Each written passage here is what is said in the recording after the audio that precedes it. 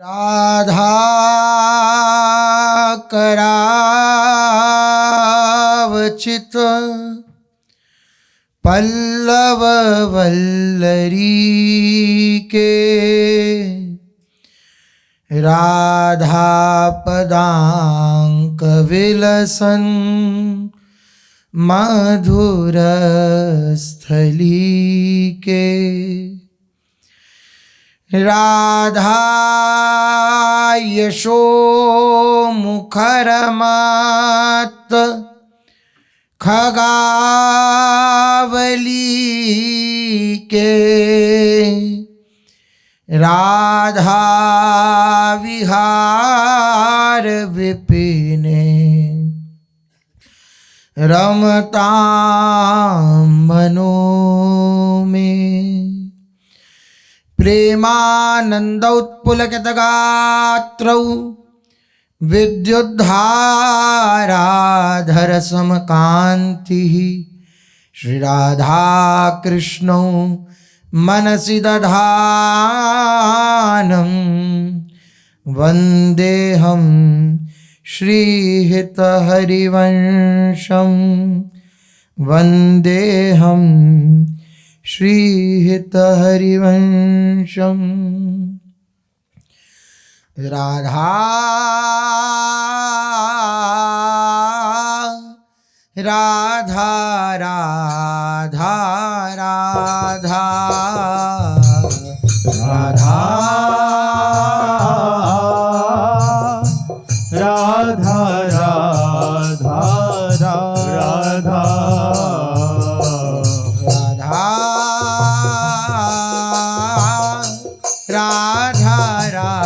राधा राधा राधा राधा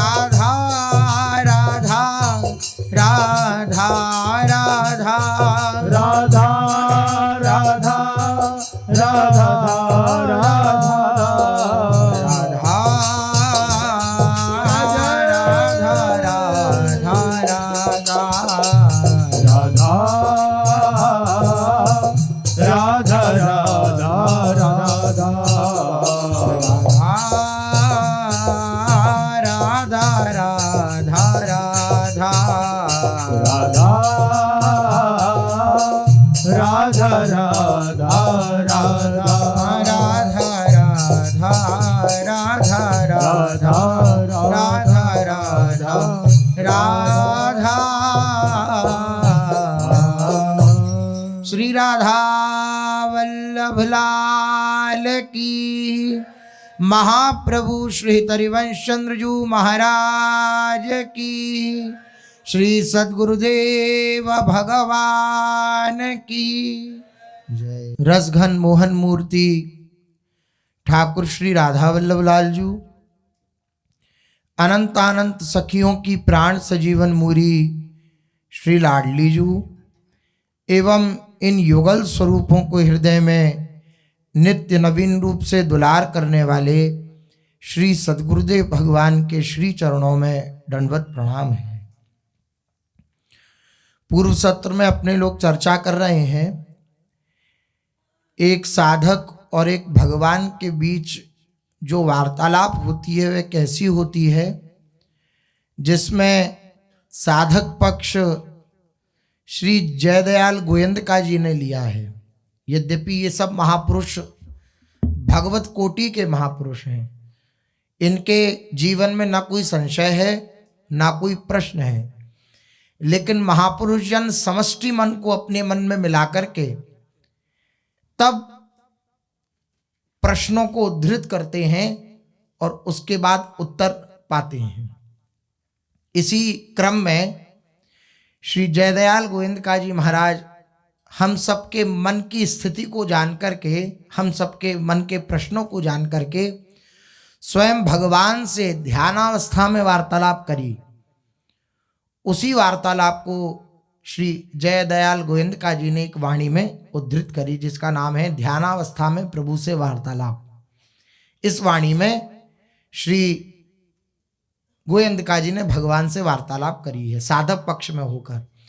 तो साधक की तरफ से श्री गोविंदका जी प्रश्न करते हैं और भगवान से प्रार्थना करते हैं कि भगवान आप मुझ पर कृपा करो, मेरा मन आपके भजन साधन में लगा रहे, आपके भजन ध्यान में लगा रहे। तो भगवान इस उत्तर में कहते हैं कि तुम जो मांग रहे हो वे बुद्धि के अनुसार ठीक है, लेकिन अंदर से तो विषयों की प्रति लालसा है, बाहर से तुम बुद्धि से ये सब मांग रहे हो। तो फिर प्रश्न किया साधक ने कि आप बात बिल्कुल ठीक कहते हैं, मन बड़ा पाजी है, बुद्धि तो यही चाहती है कि मैं आपका भजन साधन करूं, लेकिन ये मन करने नहीं देता है। ये मन बार बार आपके चरणों से हटकर और फिर उसी संसार के गर्त में गिरना चाहता है, मैं क्या करूं। तो भगवान ने कहा कि तुम केवल भजन साधन करो, ये आकांक्षा मत करो कि इसका फल क्या मिलेगा। बोले उत्साहहीन हो जाता हूं जब मैं भजन साधन करता हूँ, भजन ध्यान करता हूँ और उसके फल स्वरूप मुझे वैसा फल प्राप्त नहीं होता जैसा मिलना चाहिए। उस भजन साधन का जो फल है जब मुझे वे प्राप्त नहीं होता तो मैं उत्साहहीन हो जाता हूँ। भजन साधन करने के बाद भी जब मेरा मन मुझे परेशान करता है, मेरे मन की विचलताएं मुझे विचलित कर देती हैं, तो मैं उत्साहहीन हो जाता हूँ। तो भगवान ने बहुत सुंदर बात करी कि उत्साहहीन क्यों हो जाते हो, क्या तुम मेरे शरणागत नहीं हो। ऐसी स्थिति आती है जीवन में कि बहुत उत्साह एकदम क्षीण हो जाता है, लगता है कि पता नहीं मैं अब इस मार्ग पर चल भी पाऊंगा या नहीं, ऐसी भी बात आ जाती है। लेकिन उस समय कल जो चर्चा हुई थी वो उस समय काम देने वाली है। हम कितने भी उत्साहहीन हो जाएं, लेकिन भगवान की तरफ हमारी दृष्टि रहे। हम निरुत्साहित तभी होते हैं जब हमारी तरफ हमारी दृष्टि होती है। नहीं, पूज्य सद्गुरुदेव भगवान कहते हैं अपनी ओर देखना ही क्यों, श्री जी की ओर देखो। अपनी ओर देखोगे तो जलते रहोगे, अपनी ओर देखोगे तो क्लेशित रहोगे, उनकी ओर देखोगे तो आशा रहेगी हृदय में कि भगवान हमें अवश्य प्राप्त होंगे, ये आशा रहेगी। इसलिए उनकी ओर देखो केवल। यही बात भगवान ने कल समझाने का प्रयास किया कि आप जो सेवा कार्य कर रहे हैं, जो उपासना कर रहे हैं, वो केवल मेरी आज्ञा मानकर उसे करिए। उसका फल क्या होगा इधर दृष्टि मत दीजिए। अगर इधर दृष्टि देंगे तो आप क्लेशित हो सकते हैं, आप निरुत्साहित हो सकते हैं। दृष्टि दीजिए मेरी कृपा पर। आप जो आज्ञा कर रहे हैं उस आज्ञा का मैं पालन कर रहा हूं, मैं नहीं कर पा रहा हूं तो मैं इस बात से क्लेशित नहीं हुआ कि मेरा जीवन बर्बाद हो गया। नहीं, मैं आपके भरोसे पर जीवित रहूंगा। ये मेरी जो आशा है, ये जो आशा गुरु चरण प्रताप से हृदय में जागृत हुई है कि प्रभु मिलेंगे, ये आशा आपकी कृपा प्रसाद से पूर्ण होगी, इस बात पर मैं विश्वास रखूंगा। बहुत सुंदर चर्चा थी। श्री भगवान ने एकदम हृदय की बात खोलकर रख दी। वरना निरुत्साहित हम कब होते हैं, जब हमारा साधन भजन ठीक से नहीं चलता। इसका अर्थ यह है कि साधन भजन का आश्रय है, तो बोले साधन भजन छोड़ दें क्या? बोले नहीं, छोड़ना नहीं, आज्ञा पालन कैसे होगी फिर? भगवान ने क्या कहा? आज्ञा पालन तो तुम्हें मेरी करनी है, लेकिन अगर वह असफलता को प्राप्त हो जाती है, आप असफल हो जाते हो, तो चिंतित नहीं होना है। आज्ञा पालन तो अक्षर से प्रभु की ही करनी है, लेकिन अगर असफल हो जाते हैं तो चिंतित नहीं होना है। इसलिए 100 बार भी गिरें, 101वीं बार उठकर और पुनः उसी आज्ञा का पालन करेंगे, लेकिन अंतिम क्षण तक, जीवन के अंतिम क्षण तक हम भगवान की आज्ञा में रहने का प्रयास रखेंगे। अगर असफल होते हैं तो भगवान सदा उसकी रक्षा करने के लिए तत्पर हैं। भगवान ने ये बात बड़ी सूक्ष्म रूपेण और बहुत सार गर्भित शब्दों में समझा दी कि इस बात को समझो, अपना भरोसा छोड़ दो। कार्य सफल ना होने से उत्साह भंग होगा, और उत्साह भंग होने से भजन ध्यान नहीं बनेगा। प्रश्न किया साधक ने, भगवान ने कहा ये ठीक है कि तू सफलता की कमी देखकर भी, सफलता हमारी नहीं हुई, सफलता की कमी देखकर भी साधन में कमी नहीं होनी चाहिए। मुझ पर विश्वास करके उत्तरोत्तर मेरी आज्ञा से उत्साह बढ़ाना चाहिए। ये बिल्कुल बहुत अद्भुत बात है, इसको लिखकर रख लेना चाहिए अपने पास। हम कभी अपने साधन पक्ष में या किसी भी पक्ष में असफल हों तो ध्यान रखें कि हमें भगवान के आश्रित रहकर भगवान की तरफ देखना है, भगवान की तरफ देख करके हमें चलना है, अपनी तरफ देखकर नहीं। अपनी तरफ देख करके तो धराशायी हैं ही नहीं, हम आपकी तरफ देखेंगे, क्योंकि आपने हमें स्वीकार किया है। आप हो हमारे, आप हमारे ठेकेदार हो।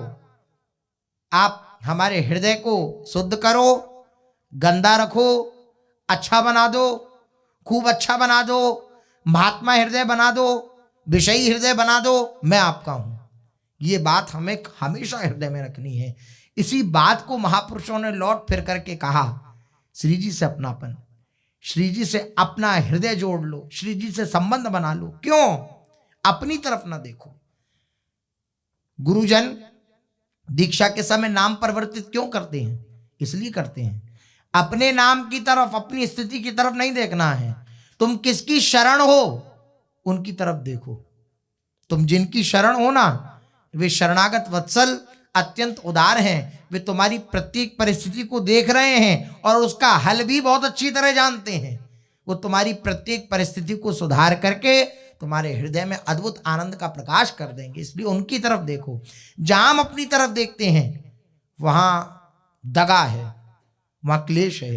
अपनी तरफ नहीं देखना है, उनकी तरफ देखना है। अपनी तरफ कौन देखता है? अहंकारी।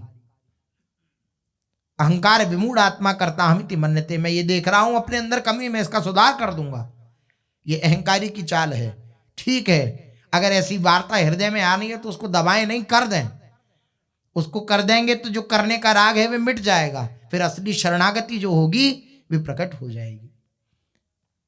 श्री भगवान ने जब ये बात कही कि उत्साह उत्तरोत्तर बढ़ना चाहिए, तो साधक ने प्रश्न किया कि ये बात तो आप ठीक कह रहे हैं, युक्ति संगत कह रहे हैं, किंतु फिर भी शांति और प्रसन्नता न मिलने पर उत्साह में कमी आ ही जाती है। ये जितनी भी वार्ता है बिल्कुल साधक के हृदय में घुसकर बात कर रहे हैं गोयनका जी। फिर भी शांति और प्रसन्नता न मिलने पर उत्साह में कमी आ ही जाती है। भगवान ने उत्तर दिया, ऐसा होता है तो तुमने फिर मेरी बात पर ध्यान नहीं दिया, तुमने अपनी ही स्थिति पर ध्यान दिया। बड़ा कठिन है अपने से अलग होना, बहुत कठिन है। एक तो सांसारिक प्रतिकूलताएं होती हैं, एक आध्यात्मिक प्रतिकूलताएं होती हैं जो इस मार्ग पर चलने वाले को मिलती हैं। मन शांत नहीं, मन विकारों में जल रहा है, एक सांसारिक प्रतिकूलता होती है, अव्यवस्था है और ये सब चीजें। उसमें भी मन निरुत्साहित हो जाता है। फिर उसके बाद ये प्रश्नावली आती है आंतरिक कि मन लग नहीं रहा प्रभु में, और ये तो दोनों ही चीजों में हम प्रभु के समर्पित और प्रभु के भरोसे पर नहीं हो पाते, इसलिए ये प्रश्न उठते हैं। और भगवान ने बिल्कुल इसी के प्रश्न को सुनकर और तुरंत वैसा सटीक उत्तर दिया कि इसका अर्थ यह है कि तुमने फिर मेरी बात पर ध्यान नहीं दिया। क्या? मेरे आश्रित हो जाओ, तुम मेरे शरणागत हो, मेरे भरोसे पर हो जाओ, निश्चिंत हो जाओ, सफलता की ओर ध्यान मत दो, उधर देखो मत, केवल और केवल मेरी आज्ञा का पालन करो। तुम निरुत्साहित हो या उत्साहित हो, इधर भी दृष्टि क्यों देते हो? तुम मेरी तरफ दृष्टि दो। ये कठिन होता है, क्योंकि अपने से संबंध छोड़ पाना, अपने से संबंध जब तक नहीं छूटेगा तब तक ये स्थिति आना कठिन है। अपने से संबंध अर्थात अपने अस्तित्व का त्याग, जोई जोई प्यारो करे सोई मोई भावे, इस स्थिति में आना, तब जाकर के ये स्थिति प्राप्त होगी। और इसी स्थिति को बार बार इंगित कर रहे हैं भगवान। भगवान कह रहे हैं कि अगर ऐसा होता है कि फिर भी तुम्हें निरुत्साह प्राप्त होता है, तो इसका अर्थ यही है तुमने मेरी बात पर ध्यान नहीं दिया। इसमें तो केवल तुम्हारा मन धोखा दे रहा है, तुम अपने ही दुश्मन हो। भगवान ने गीता में भी कहा, अपने मित्र बन जाओ, अपने दुश्मन मत बनो, अपने मित्र बन जाओ। अपनी मित्र बनना बड़ा कठिन है। साधक ने प्रश्न किया, भगवान क्या मेरा मन नहीं लगता और निरुत्साह हो जाता है, तो क्या इसमें मेरे संचित पाप कारण नहीं है क्या? जो मैं संचित पाप मेरे हैं पुराने, वे कारण तो नहीं है इसमें? क्या वे मेरे उत्साह में बाधा नहीं डाल रहे हैं? अब इसमें क्या होता है, मन को शांति मिलती है। आप किसी से सामने से आकर तू बहुत बड़ा पापी है, तो वो नाराज हो जाएगा, फटाक से तुरंत नाराज हो जाएगा। तू मुझे पापी कहता है, और आप उससे कहो कि आपने पूर्व जन्म में बहुत पाप किए हैं इसलिए आपको ये क्लेश प्राप्त हो रहा है, तो हृदय में शांति होती है। पूर्व जन्म के इस समय तो मैं सदाचारी हूं। ये मन की सूक्ष्मता होती है। उससे कहो पूर्व जन्म के कर्म हैं, पूर्व जन्म के कृत्यों का फल है, तो हृदय को आप देखेंगे प्रसन्न हो रहा होगा मन। और ये कह दो तूने अभी बहुत पाप किए हैं इसलिए तेरे को ये दंड भुगतना पड़ रहा है, तो मन जलता है। मन पूर्व में की हुई बातों पर बहुत दोषारोपण कर देता है और अपनी वर्तमान की स्थिति को स्वीकार नहीं करता है। ये बड़ी विलक्षण बात होती है मन की। इसी बात को साधक कह रहा है। वे कह रहे हैं क्या इसमें मेरे संचित पाप कारण नहीं है कि मेरे अंदर निरुत्साह आ जाता है? क्या वे मेरे उत्साह में बाधा नहीं डाल रहे हैं? तो भगवान ने तुरंत उत्तर दिया कि तुम जानते हो तुम मेरे शरणागत हो। बोले हाँ हूं। तो मेरी शरण हो जाने पर पाप रहते ही नहीं, तो फिर संचित पाप कहां से आए? मेरी शरण आ जाने के बाद पाप रहते ही नहीं। अहम त्वाम सर्व पापेभ्यो मोक्षयिष्यामि मा शुचः सर्वधर्मान परित्यज्य मामेकम शरणं व्रज। मेरी शरण आ जाओ तो मैं समस्त पापों से तुम्हें छुड़ा दूंगा। तो तुम जब भगवान की शरण आ गए हो तो क्या तुम्हारे कोई पाप रह गए हैं क्या? साधक ने प्रश्न किया, ये मैं जानता हूं, किंतु मैं वास्तव में आपकी पूर्णतया शरण कहां हुआ हूं? वास्तव में आपकी पूर्णतया शरण कहां हुआ हूं? अभी तक तो केवल वचन मात्र से ही मैं आपकी शरण में हूं। तो भगवान ने कहा, तुम वचन मात्र से हो इस बात को मानते हो? हाँ मानता हूं। तो वचन मात्र से भी जो एक बार मेरी शरण आ जाता है उसका भी मैं कभी परित्याग नहीं करता। सीधे भगवान के वचन है। एक बार कह दिया हे नाथ मैं आपका, बस भगवान ने स्वीकार कर लिया। कैसी विलक्षण बात है, कैसे उदार प्रभु हैं। संसार का व्यक्ति कभी स्वीकार करना चाहता है तो बड़ी परीक्षाएं लेता है कि ये हमारी कसौटी पर कसे, तब हम इसे स्वीकार करेंगे, अंगीकार करेंगे, इसका भार अपने ऊपर लेंगे। और भगवान के समक्ष आकर के कोई झूठे को भी वचन मात्र से कह दे, मुंह से कह दे, केवल हृदय में नहीं है उसके, मुंह से कह दे, केवल मुख से कह दे अपने, हे नाथ मैं आपका, तो भगवान इस वचन मात्र की शरणागति का भी निर्वाह करते हैं। निर्वाह करने का अर्थ है भगवान उस वचन मात्र के शरणागत को भी उसका कभी परित्याग नहीं करते, उसको कभी छोड़ते नहीं। कैसी विलक्षण बात है। भगवान ने कहा तुम मानते हो कि वचन मात्र के भी शरणागत हो? हाँ हूं। तो फिर वचन मात्र से भी जो एक बार मेरी शरण आ जाता है मैं उसका परित्याग नहीं करता। आनंदित हो जाने वाली बात है, ये उत्साह प्रदान करने वाली बात है। गुरुदेव भगवान ने एक सत्संग में कहा, इस बात से उत्साहित रहो कि मेरी श्री जी हैं। मैं कामी हूं, मैं क्रोधी हूं, मैं सदाचारी हूं, नहीं, मैं श्री जी का हूं। हम बहुत जल्दी इस बात को स्वीकार कर लेते हैं, मैं कामी हूं। हम बहुत जल्दी इस बात को स्वीकार कर लेते हैं, मैं क्रोधी हूं। हम बहुत जल्दी इस बात को स्वीकार कर लेते हैं, मैं विषयी हूं। लेकिन बहुत जल्दी इस बात को स्वीकार नहीं कर पाते कि मैं श्री जी का हूं। नहीं, जब मैं श्री जी का हूं तो ना मैं कामी हूं, ना मैं क्रोधी हूं, ना मैं लोभी हूं, ना मैं अभिमानी हूं, ना मैं कुछ हूं। मैं केवल श्री जी का हूं। अब इस बात को स्वीकार करने में भय प्रतीत हो जाएगा, हृदय से नहीं कह पाएंगे। इस बात को जब स्वीकार कर लिया मैं केवल लाडली जी का हूं, तो इस बात से ही जीवन में उत्साह आ जाएगा। इसलिए इस बात से उत्साहित रहो कि मैं श्री जी का हूं, मैं लाडली जी का हूं। भगवान ने कहा किंतु तुम्हें तो तुम्हारी जैसी भावना उसके अनुसार मेरी शरण होने के लिए खूब चेष्टा करनी चाहिए। देखिए पूज्य सदगुरुदेव भगवान एक दिन कह रहे थे कि एक दिन में कई बार शरणागत भक्त बार बार शरणागत होता रहता है। हे नाथ मैं आपकी शरण हूं, देखते रहना। हे नाथ मैं आपकी शरण हूं, देखते रहना। क्या वो शरणागत नहीं है? नहीं, शरणागत है, लेकिन प्रतिक्षण उसके हृदय में ये भावना है उत्तरोत्तर आपके में शरणागत हूं, नाथ संभालते रहना। हे नाथ मैं आपका हूं, हे नाथ मैं आपका हूं। ऐसा दिन भर में कई बार ऐसे एकांत में बैठे बैठे संभालते रहना। हे नाथ, ऐसा होता ही होगा जो शरणागत जन है एकांत में बैठे हों, कहीं ऐसी जगह हों भीड़ भाड़ की जगह में, या कभी ऐसा हो कि बहिर्मुखता बहुत आ रही हो, तो इधर से अंदर से आता है शरणागत उपासक के, नाथ संभालते रहना, मेरा आपके सिवा कोई नहीं है। मैं भटक जाऊं तब भी आप मुझे संभालते रहना, आप देखते रहना। मैं तो आपकी तरफ से दृष्टि हटा सकता हूं, हे नाथ आप मेरे प्रति अपनी दृष्टि मत हटाना, देखते रहना, नाथ संभालते रहना। हे नाथ मैं आपकी शरण। ये होता है जो शरणागत उपासक होगा, निर्बल होगा, जिसमें अपने को संभालने की बिल्कुल किसी प्रकार की कोई योग्यता ना होगी, उसके जीवन में ये बात जरूर आ जाएगी।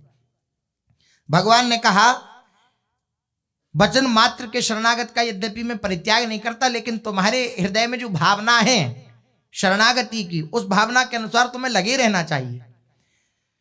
साधक ने प्रश्न किया कि प्रयास तो खूब करता हूं, किंतु मन के आगे मेरी कुछ चलती नहीं है। मन जहां जब जैसा चाहता है वैसा मुझसे करा लेता है, मन के आगे मेरी कुछ चलती नहीं। भगवान ने कहा खूब कोशिश करता हूं यह मानना गलत है। बहुत ध्यान से श्रवण करेंगे। भगवान कह रहे हैं खूब कोशिश करता हूं, खूब प्रयास करता हूं, यह मानना गलत है। कोशिश थोड़ी करते हो, उसे मान बहुत लेते हो। भगवान की बात है।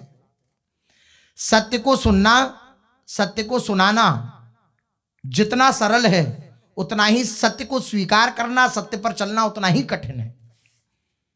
सुनने सुनाने में तो बहुत आनंद आता है, लेकिन जब नंबर आता है उसे धारण करने का, स्वीकार करने का, तब सत्य को स्वीकार करना, उसको धारण करना, उस सत्य पर चलना, यह अत्यंत कठिन हो जाता है। यही भगवान कह रहे हैं कि तुम कोशिश करते हो यह मानना गलत है। कोशिश तुम थोड़ी करते हो और मान उसे बहुत लेते हो, मैंने बहुत कोशिश करी। ये बात भगवान पे रहनी चाहिए। भाई भगवान का स्वभाव है राई के सम चलती, मतलब राई के सम भजन को मानत मेरु समान, ये भगवान का स्वभाव है। हम अपना मान लेते हैं, हमने 1 घंटे भजन किया, बहुत कर लिया। अरे ये भगवान पर छोड़ना है डिपार्टमेंट। भगवान समझेंगे कि राई के भजन को पहाड़ के समान मानना है, हम अपने राई भजन को पहाड़ के समान मान लेते हैं। बड़ी विचित्र बात है। अपना राई भर भजन किया और उसे मान लिया अरे सुबह से 3 घंटा बैठे हैं, 2 घंटा बैठे हैं। भजन को गुप्त रखना चाहिए। आपको 10 लाख रुपए एक दिन में कमाने को मिल जाएं और आप कमा लें, तो उसे दिखाते हुए आप अपनी तिजोरी में रखते हैं कि आज हमने 10 लाख रुपया कमाया। ऐसी अगर लाखों की संख्या में, हजारों की संख्या में नाम जप होता है, तो वो छपाने के लिए थोड़ी है, दिखाने के लिए थोड़ी है हमने इतने किए देखो। ऐसा नहीं करना चाहिए, गुप्त रखना चाहिए। जैसे हम अपने धन को गुप्त रखते हैं, कोई देख ना पाए हम कितने बड़े धनी हैं, ये तो परम धन है, इसको तो और गुप्त रखना चाहिए। हम कितनी माला करते हैं, कितना हमारी गुरु प्रदत्त दिनचर्या, इसको गुप्त रखना चाहिए। गुरु प्रदत्त दिनचर्या को सदा गुप्त रखना चाहिए, किसी को पता ना लगे कि हमारी दिनचर्या में हमारे गुरु वचनों के अनुसार हमने क्या क्या स्वीकार किया है, ये क्या क्या हम करते हैं, ये नहीं बताना चाहिए। ये जब हम बता देंगे कि गुरु वचनों के अनुसार हमने ये बात स्वीकार करी, तो जहां हम बता देंगे वो फिर धीरे धीरे बंद हो जाएगी, फिर हम नहीं कर पाएंगे उस साधन को। इसलिए सावधानी रखनी चाहिए। तो इस क्षेत्र को तो भगवान को सौंप देना चाहिए। वे मानेंगे राई के समान, भजन को मेरू के समान, लेकिन अपने भजन को राई के समान मानना ही चाहिए, तभी वे मेरू के समान होगा। अपने भजन को क्या, भी तो इतना कहां।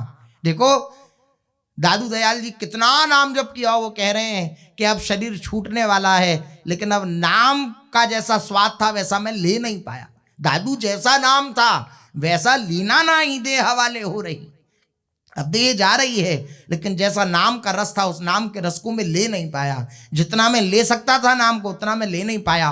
और निरंतर अनवरत नाम उन्हें चलाना नहीं पड़ रहा, चल रहा है। ऐसी स्थिति के महापुरुष हैं, और उनकी बात यह है कि दादू जैसा नाम था वैसा लेना नहीं। ये रखना चाहिए हृदय में।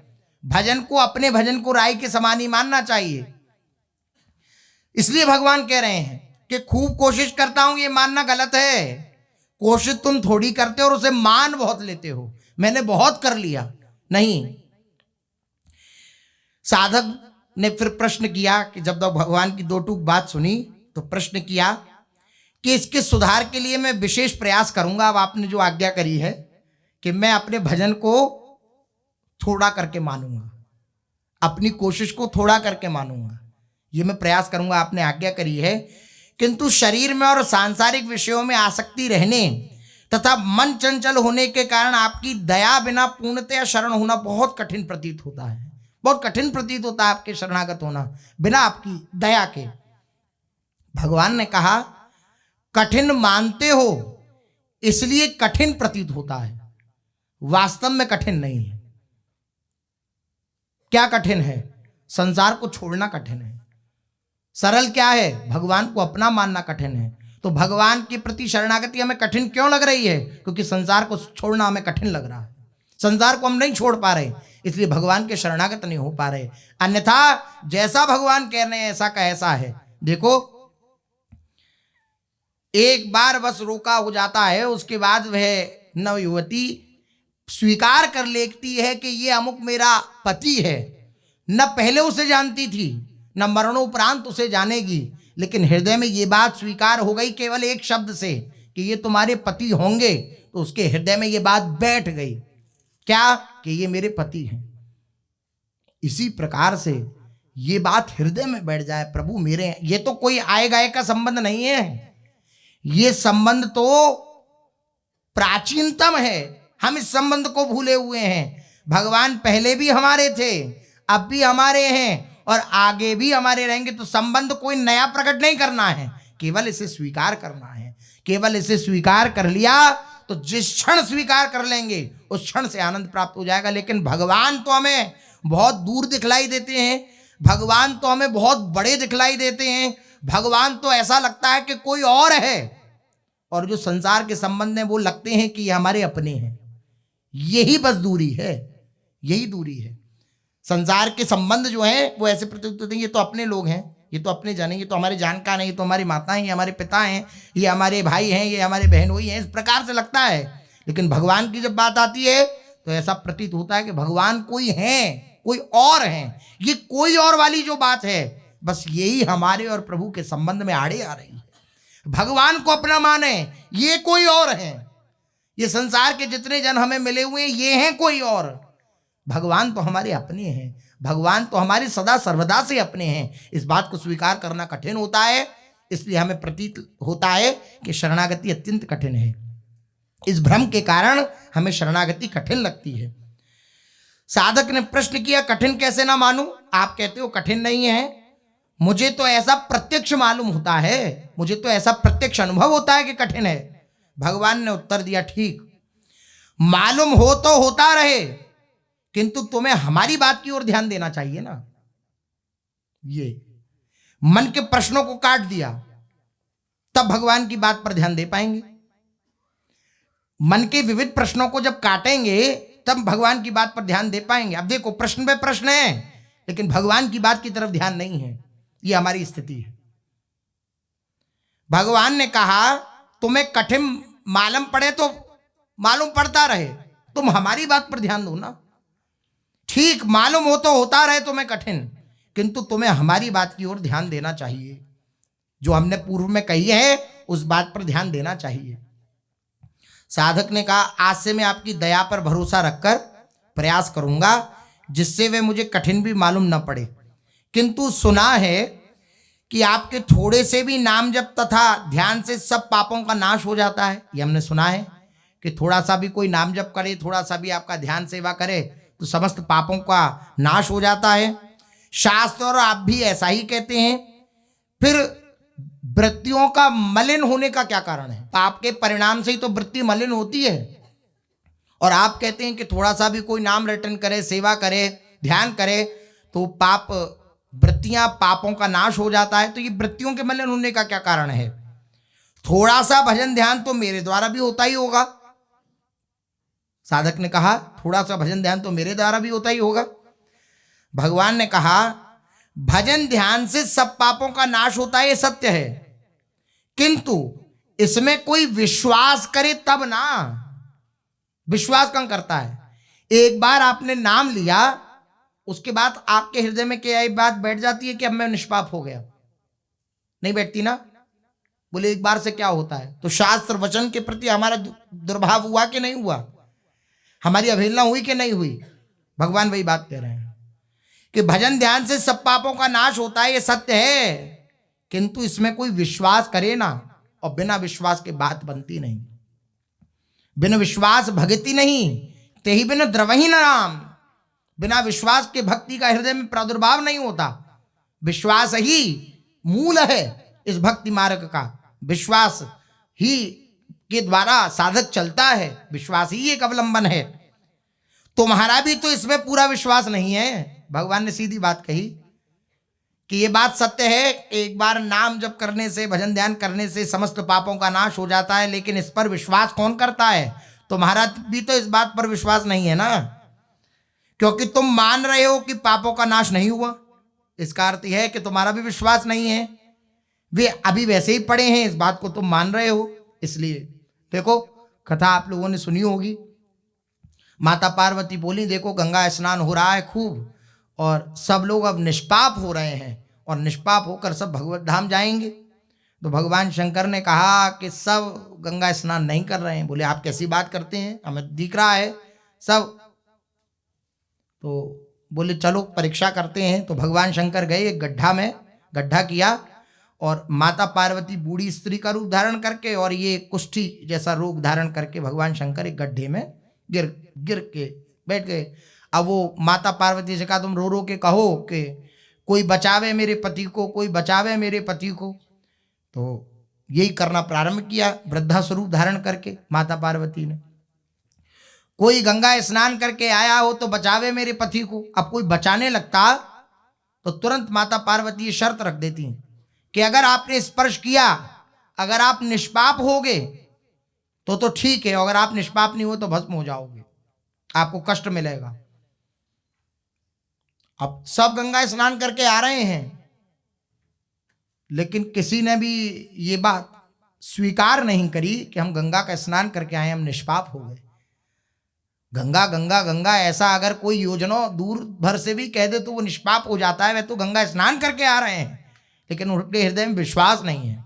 नहीं, उनमें से एक महात्मा निकल के आए, उन्होंने कहा कि हम निकालते हैं आपके पति को। जैसी छूने कोई माता पार्वती ने कहा, आपने सुना नहीं? हमने कहा अगर निष्पाप होगे तो आप इन्हें निकाल सकते हो, वरना आपको दंड मिल सकता है, मतलब आपका अशुभ हो सकता है। उस महात्मा ने माता पार्वती की ओर देखा, उन वृद्धा माता की जो स्वरूप धारण किया था। बोले आपको भरोसा नहीं है? मैं भी गंगा का स्नान करके आया हूं, और गंगा स्नान के बाद पूर्ण रीत्या निष्पाप हो जाता है पुरुष। आपको विश्वास नहीं क्या गंगा मैया पर? मुस्कुराई, निकाला। भगवान शंकर और पार्वती जी गए। भगवान शंकर ने कहा, देखो इतने लोगों में केवल एक ने स्नान किया गंगा जी का। यही बात है, विश्वास नहीं होता। एक नाम लेने पर हम निष्पाप हो गए, इस बात पर विश्वास नहीं होगा। एक बार श्री हरिवंश कहने से हमें लाडली जू की नित्य सेवा मिल जाएगी, इस बात पर हमें विश्वास नहीं होगा। बोले आप ये कैसे कह सकते हैं विश्वास नहीं? हमारे फिर प्रश्न क्यों होते हैं हमें लाडली जू मिलेंगी या नहीं मिलेंगी? अरे इस बात पर विश्वास होना चाहिए कि हमसे एक बार श्री हरिवंश श्री गुरुदेव भगवान ने कहलवाया है, हमें निश्चित रूप से श्री जी मिलेंगी। इस बात पर विश्वास होना चाहिए यही बात भगवान ने कही। भजन ध्यान से सब पापों का नाश होता है, ये सत्य है, किंतु इसमें कोई विश्वास करे तब ना। तुम्हारा भी तो इसमें पूर्ण विश्वास नहीं है, क्योंकि तुम मान रहे हो कि पापों का नाश नहीं हुआ, पाप ऐसे के ऐसे पड़े हैं, इसलिए तुम इस बात पर सावधान रहो। तो साधक ने प्रश्न किया कि विश्वास न होने का क्या कारण है, विश्वास क्यों नहीं हो पाता हमें? तो इसकी जो शेष बात होगी सो आगे चलते हैं। महाप्रभु श्री चैतन्य देव जी का चरित्र अपने लोग कथन श्रवण कर रहे हैं, जिसमें श्री महाप्रभु जी शांतिपुर से अब जगन्नाथपुरी धाम की ओर निकल पड़े हैं, और महाप्रभु जी की विदाई के लिए समस्त शांतिपुर निवासी, नवद्वीपवासी भी क्योंकि आए हुए हैं, माता अद्वैताचार्य जी आदि बड़े बिलखते हुए रुदन के साथ श्री महाप्रभु जी को विदा करने के लिए आए हैं गंगा के किनारे। श्री महाप्रभु जी सबको प्रणाम करके बार बार समझाकर, पूर्व में जैसा अपने लोगों ने श्रवण किया, श्री महाप्रभु जी विदा हुए। जब तक श्री महाप्रभु जी के चरणों की धूली उड़ती रही, दंड का दर्शन होता रहा, तब तक नगरवासी वहीं खड़े रहे, श्री महाप्रभु जी की उस धूली का भी दर्शन करते रहे जो चरणों से उड़ रही थी, और फिर पुनः अपने गृह की ओर आए।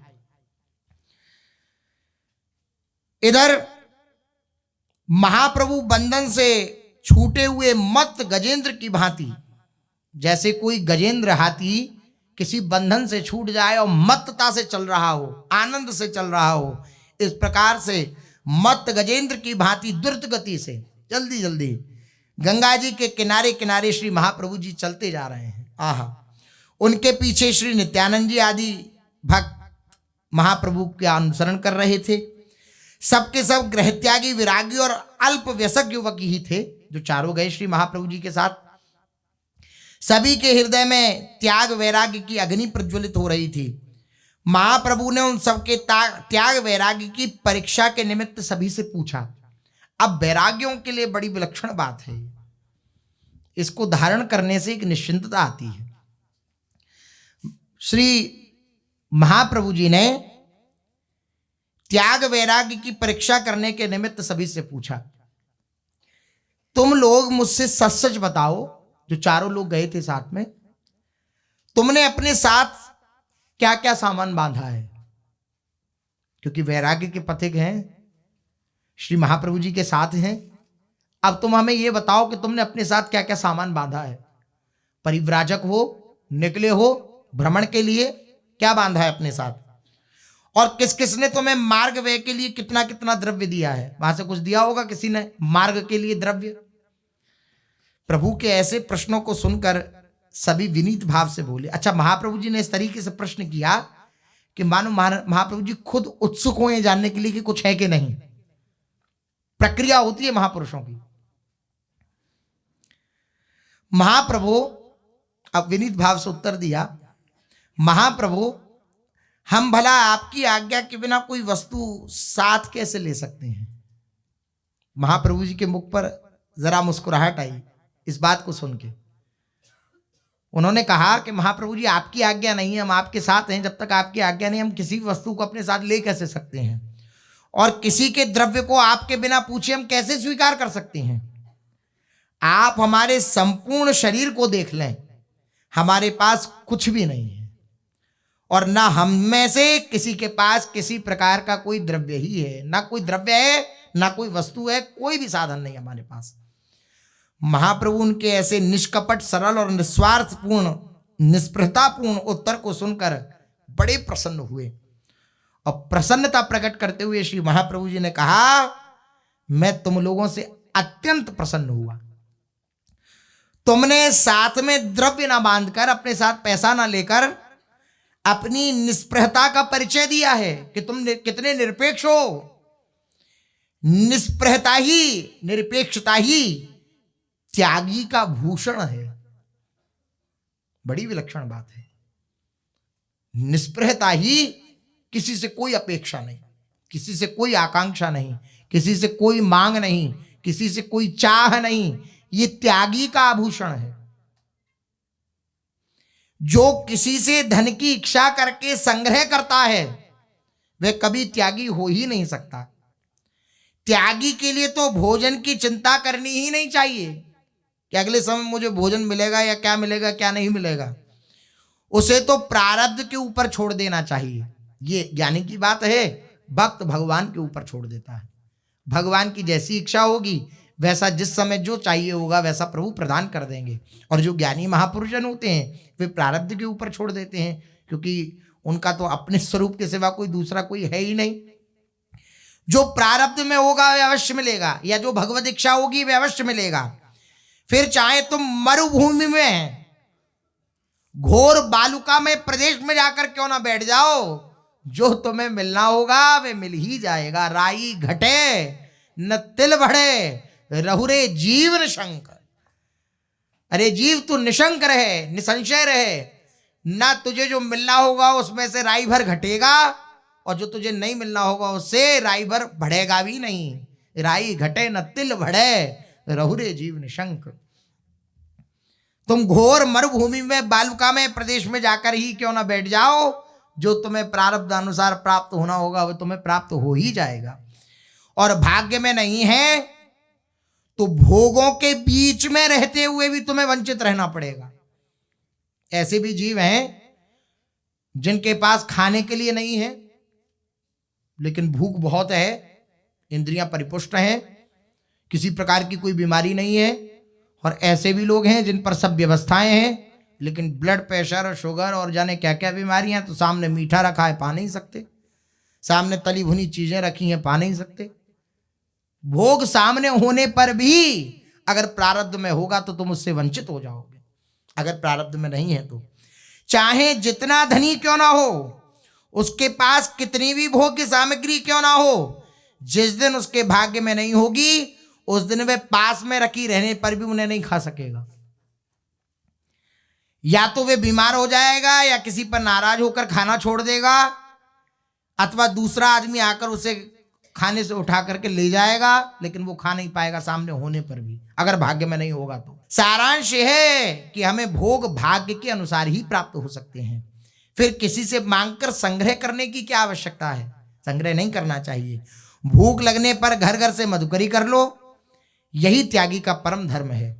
इस प्रकार अपने साथियों को त्याग, वैराग्य और भक्ति का तत्व समझाते हुए सायंकाल के समय आठीसारा नामक ग्राम में, आठीसारा इस ग्राम में पहुंचे श्री महाप्रभु जी अपने परिकर के साथ। और वहां परम भाग्यवान अनंत पंडित नाम के एक ब्राह्मण के घर श्री महाप्रभु जी ठहरे। प्रभु के दर्शन से वे कृतार्थ हो गया और उसने प्रभु को साथियों सहित भिक्षा आदि करा के उनकी विधिवत सेवा पूजा करी। प्रातःकाल वहां से चलकर खाड़ी नामक ग्राम के समीप छत्रभोग तीर्थ में पहुंचे।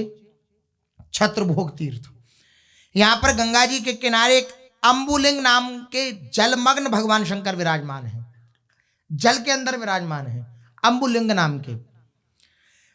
आजकल तो छत्रभोग और अम्बुलिंग शिव जी गंगा जी से दूर पड़ गए हैं। उस समय गंगा जी की शेष सीमा यहीं पर थी। यहीं पर त्रिलोक पावनी भगवती भागीरथी सहस्त्र धाराओं का रूप धारण करके समुद्र में मिलती हैं। गंगा जी के इस पार छत्रभोग पीठ स्थान और सुंदर नगर था। यहीं गौड़ देश की सीमा समाप्त होती है। गंगा जी के उस पार उड़ीसा देश की सरहद थी और उसी पर जयपुर माजिलपुर उड़ीसा के महाराज की अंतिम सीमा के नगर थे। अब हो सकता है उस समय की वार्ता यहाँ पर उद्धृत हो, अब क्या है वो अलग हो सकता है। इन दोनों स्थानों में 3-4 कोस का अंतर था। गौड़ देश और उड़ीसा देश की सीमा को भगवती भागीरथी ही पृथक करती हैं, इस पार गौड़ देश उस पार उड़ीसा। वह युद्ध का समय था जब श्री महाप्रभु जी निकले, उस समय युद्ध का समय था। जिधर देखो उधर युद्ध ही छिड़ा हुआ था। गौड़ देश के बादशाह उड़ीसा के तत्कालीन महाराज प्रताप रुद्र के बीच में लड़ाई झगड़ा होता रहता था। इसी कारण जगन्नाथ जी जाने वाले यात्रियों को गंगा पार होने में बड़ा कष्ट होता। गौड़ देश के अधिपति की आज्ञा थी कि उधर से कोई भी पुरुष इधर ना आने पावे, और उधर उड़ीसा के शासक बंगालियों पर संदेह करते थे कि इधर से कोई उधर न जाने पावे। जो भी पार आता उसकी तलाशी ली जाती, कुछ ऐसा वैसा सामान होता तो उसे लूट लेते, भांति भांति की सुविधाएं होती उस समय। युद्ध के समय सब जगह एक राज्य की सीमा से दूसरे राज्य की सीमा में जाने पर सभी लोगों को बड़े बड़े कष्ट सहन करने पड़ते। दोनों देशों के शासक सदा शत्रुओं के मनुष्यों से शंकित रहते थे, कि मतलब जो शत्रु पक्ष उधर से कोई आवे तो उसके प्रति शंकित रहते थे। इसके अतिरिक्त पार उतारने वाले बिना उतराई लिए लोगों को पार नहीं उतारते थे, बिना भेंट लिए। बहुत से पुरी के यात्री उस पार जाने के लिए पड़े हुए थे कि अब कोई विधान बने तो हम उस पार जावें पुरी जाने के लिए। महाप्रभु भी अपने साथियों के सहित वहां पहुंचे, अपने परिकर के साथ। मुकुंद दत्त अपने सुरीले कंठ से भगवान श्री कृष्ण के नामों का सुमधुर कीर्तन कर रहे हैं। प्रभु उनके मुख से भगवान के मधुर नामों को सुनकर आनंद में विह्वल होकर नृत्य कर रहे हैं। उनके दोनों नेत्रों से दो धाराएं निकल रही हैं श्री महाप्रभु जी के, और गंगा जी में वेगवती होकर बह रही हैं। कितने अश्रु प्रभा श्री महाप्रभु जी के।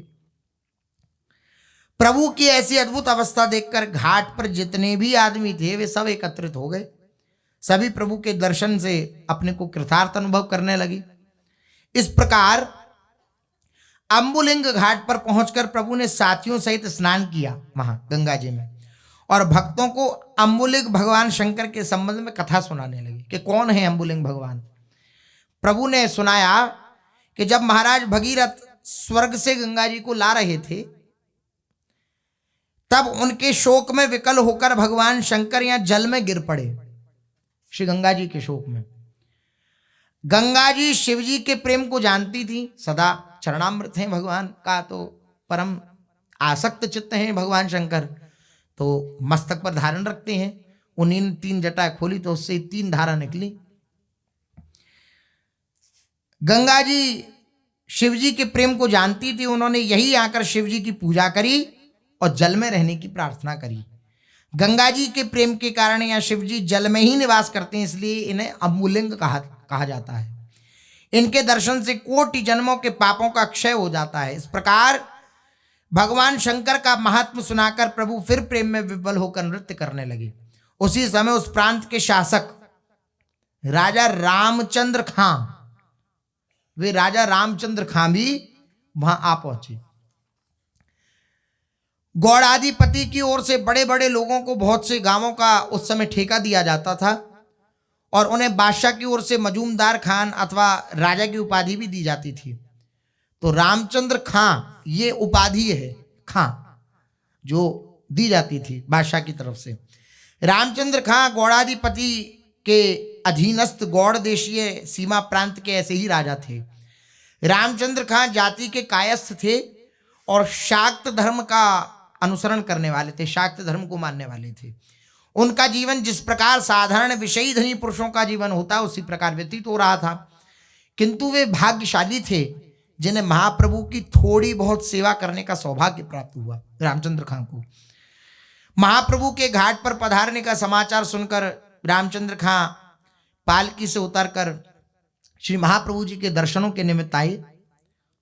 उस समय आनंद में विभोर हुए महाप्रभु गदगद कंठ से कृष्ण कीर्तन करते हुए रुदन कर रहे थे। रामचंद्र खां प्रभु के तेज और प्रभाव से प्रभान्वित हो गए और उन्होंने दूर से ही प्रभु के पाद पद्मों में दंडवत प्रणाम किया, किंतु प्रभु तो बाह्य ज्ञान शून्य थे, वे अपने भाव में निमग्न थे। वे तो चक्षुओं को आवृत करके मतलब नेत्र मूंद कर प्रेमामृत का पान कर रहे थे। उन्हें किसी के नमस्कार प्रणाम का क्या पता। प्रभु के साथियों ने प्रभु को सचेत करते हुए राजा रामचंद्र खां का परिचय दिया। महाप्रभु ने उनका परिचय पाकर प्रसन्नता प्रकट करते हुए कहा, ओह, आपका ही नाम राजा रामचंद्र खां है, आपके अकस्मात बड़े सुंदर दर्शन हुए।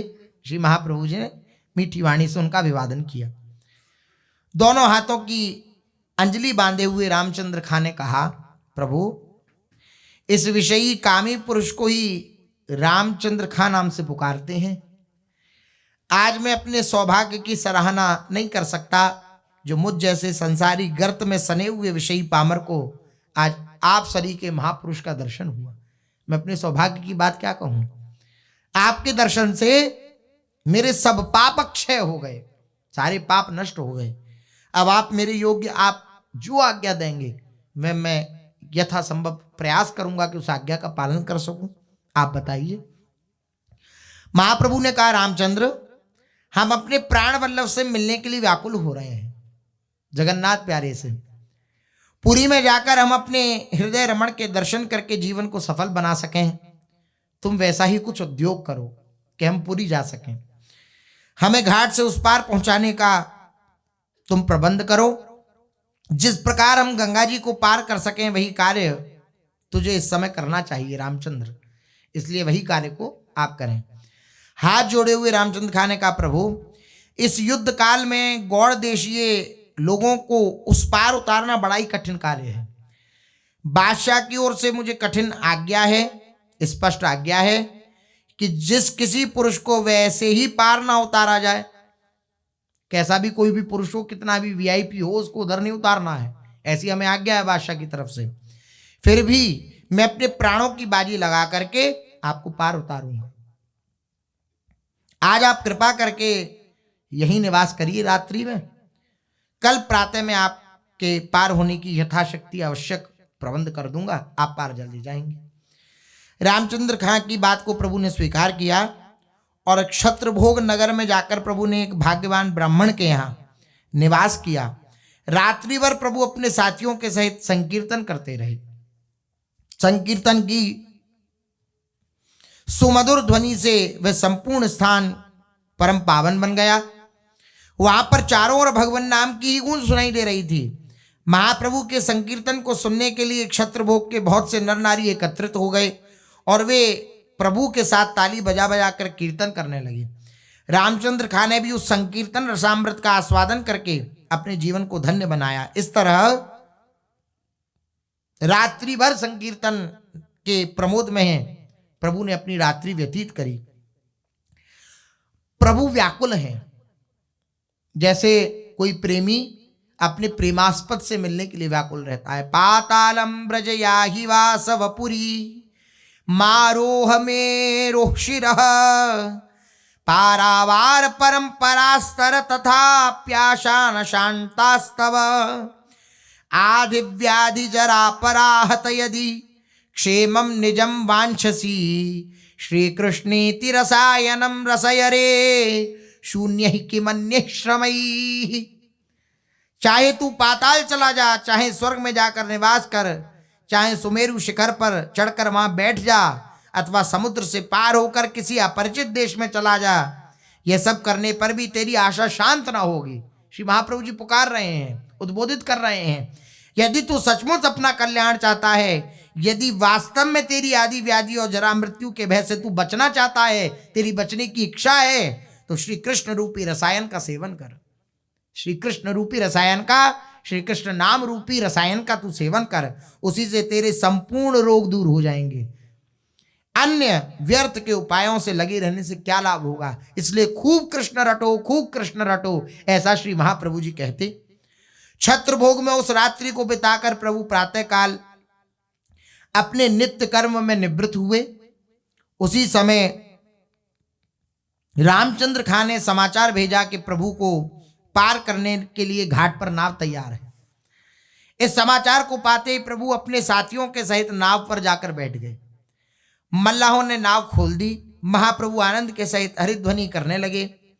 भक्तों ने भी प्रभु की ध्वनि में अपनी ध्वनि मिलाई और उस गगन भेदी ध्वनि की प्रतिध्वनि जल में सुनाई देने लगी। दसों दिशाओं में से वही ध्वनि सुनाई देने लगी। तब प्रभु ने मुकुंद दत्त से संकीर्तन गाने का आज्ञा प्रदान करा और बोले, अपने मीठे स्वर में मुकुंद संकीर्तन गाओ। मुकुंद गाने लगे। अन्य भक्त भी मुकुंद की ताल में ताल मिलाकर इसी पद का संकीर्तन करने लगे। महाप्रभु अब आवेश में आ गए और नौका में ही खड़े होकर नृत्य करने लगे। अब विचार करिए, नौका चल रही है और नौका में आप खूब जोरों शोरों से नृत्य करो तो नौका की क्या हालत होगी। और फिर महाप्रभु जी का नृत्य कोई होश में थोड़ी होता है कि मतलब इस प्रकार देखा जाए कि कहीं गिर नहीं जाए या कहीं ऐसी स्थिति, कहीं नाव को क्षति ना पहुंचे। महाप्रभु अपने भावावेश में, नृत्य प्रारंभ हो गया। आवेश में मुकुंद दत्त कीर्तन कर रहे हैं। खड़े हो गए महाप्रभु जी, नृत्य करने लगे। नौका नृत्य के वेग को न सह सकने के कारण डगमग डगमग होने लगी।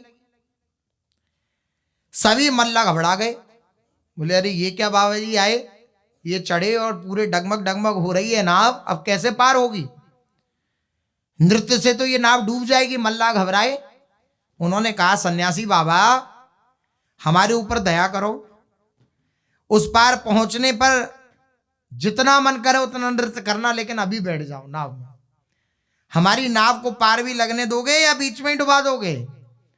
इस प्रकार मल्ला को क्षोभ के साथ दीन वचनों से प्रार्थना कर रहे थे, किंतु महाप्रभु किसकी सुनने वाले, वो अपने भावावेश में मग्न। वे उनकी बातों को अनसुनी करके नित्य श्री कीर्तन में निरंतर नृत्य कर रहे हैं। तब तो नाविकों को बड़ा भारी आश्चर्य हुआ कि सन्यासी हमारी बात तक सुनता नहीं और उसी प्रकार प्रेम में विह्वल होकर नृत्य कर रहे हैं। उन्होंने कुछ भय दिखाते हुए कि कुछ भय दिखाया जाए, कुछ बताएंगे कि भाई ये हो सकता है तो शायद संभव है कि बैठ जाएं। कातरता के स्वर में वे मल्लाह बोले महाराज आप हमारी बात मान जाइए, नाव में इस प्रकार उछल उछल कर नृत्य करेंगे तो ये ठीक नहीं है। आप देखते नहीं उस पार घोर जंगल है, उसमें बड़े बड़े खूंखार भेड़िए और जंगली सूअर रहते हैं। वे आपकी इस घोष को सुनेंगे, इस आवाज को सुनेंगे तो बाहर निकले आएंगे। आपकी आवाज को सुनकर वे दौड़े आवेंगे। और जल के भीतर भी मगरमच्छ रहते हैं, घड़ियाल रहते हैं। नदी में चारों ओर नावों पर चढ़कर डाकू चक्कर लगाते रहते हैं। वे जिसे भी पार होते देखते हैं उसे ही लूट लेते हैं। कृपा करके आप बैठ जाइए, अपने साथ हमें भी विपत्ति के गाल में बट डालिए, आप बैठ जाइए। उनकी ऐसी कातर वाणी सुनकर मुकुंद दत्त आदि तो सब बोले कि बात तो ठीक है, बेमतलब महाप्रभु जी को कष्ट हो तो कीर्तन बंद कर दिया। मुकुंद दत्त जो साथी थे उन्होंने कीर्तन बंद कर दिया, किंतु महाप्रभु जी का नृत्य नहीं रोका। महाप्रभु जी अपने आनंद में मग्न, वे उसी प्रकार कीर्तन ही कर रहे थे और अन्य साथियों को भी कीर्तन करने के लिए उत्साहित करने लगे महाप्रभु जी कि क्यों कीर्तन रोक दिया, कीर्तन करो। प्रभु के उत्साहपूर्ण वाक्यों को सुनकर फिर पुनः मुकुंद दत्त आदि ने सबने कीर्तन प्रारंभ कर दिया। धन्य है ऐसे श्री कृष्ण प्रेम को जिसके आनंद में प्राणों तक की परवाह नहीं रहती है। धन्य है ऐसा श्री कृष्ण प्रेम। अमृत के सागर में डूबने का भय कैसा। श्री कृष्ण नाम तो जीवों को आदि व्याधि तथा संपूर्ण भयों से मुक्त करने वाला है। उसके सामने मगर, घड़ियाल, भेड़िया तथा डाकुओं का भय कैसा। जब संसार के भय को नष्ट कर देता है श्री कृष्ण नाम, इस संसार के बंधन को काट डालता है, तो इन सब का भय कैसा। नाम के प्रभाव से तो विश्व भी अमृत बन जाता है। हिंसक जंतु भी अपना स्वभाव छोड़कर प्रेम करने लगते हैं। प्रभु को इस प्रकार कीर्तन में संलग्न देखकर नाविक समझ गए कि ये कोई असाधारण महापुरुष हैं, साधारण नहीं है, ये असाधारण महापुरुष हैं। इन्हें कीर्तन से रोकना व्यर्थ है। जहां पर ये विराजमान है वहां किसी प्रकार का अमंगल हो ही नहीं सकता, ऐसा मल्लाहों के हृदय में आया। यही सोचकर वे चुप हो गए। फिर उन्होंने महाप्रभु से कीर्तन करने के लिए मना नहीं किया। प्रभु उसी प्रकार अपने अश्रुओं की धाराओं को बहाते हुए गंगा के बीच में नाव के ऊपर उद्दाम नृत्य करते हुए कीर्तन कर रहे हैं। शेष चर्चा आगे। श्री राधा वल्लभ लाल की।